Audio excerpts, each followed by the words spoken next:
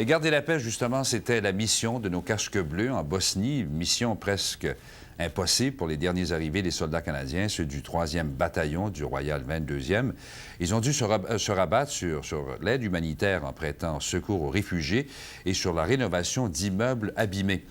Daniel Lheureux revient de Bosnie. Il est allé constater là-bas le travail des hommes et des femmes du 22e. La chose est connue, les casques bleus canadiens n'ont pas pu jouer un grand rôle comme gardiens de la paix ces derniers mois en Bosnie. Au début, les Serbes les ont pris en otage. Ensuite, et pendant tout l'été, ce sont les musulmans qui les ont empêchés de sortir de leur camp de Visoko. Mais depuis la fin d'août, nos soldats ont enfin pu se rendre utiles. Ici, à Kalotici, près de Visoko, l'armée canadienne vient en aide à des réfugiés. Ceux que vous voyez là sont des musulmans qui ont été chassés de leur maison par des Serbes et qui vivent maintenant dans des maisons autrefois occupées par des Serbes qui en ont eux-mêmes été expulsés. 2 fois par jour. 2 fois par jour. OK. Les militaires canadiens leur ont prêté leurs services médicaux, ceux de cette femme médecin, tout comme ceux du dentiste que l'on voit en train de pratiquer un traitement de canal. Je suis en train de nettoyer son canal.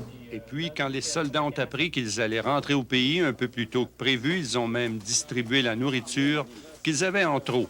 Les besoins sont grands et les soldats ont la satisfaction de soulager la misère. Mais les militaires y trouvent un autre profit.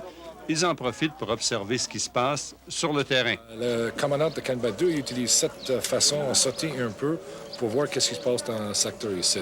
Ici, c'est un hôpital pour enfants handicapés que les militaires canadiens avaient découvert en 1993. Les enfants y avaient été abandonnés à eux-mêmes.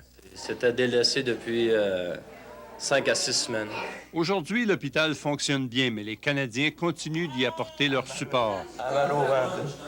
Et dans cet immeuble converti en abri pour réfugiés, les soldats canadiens ont repeint les murs, refait la plomberie. Quelques-uns de nos soldats ont même appris à se débrouiller dans la langue des Bosniaques.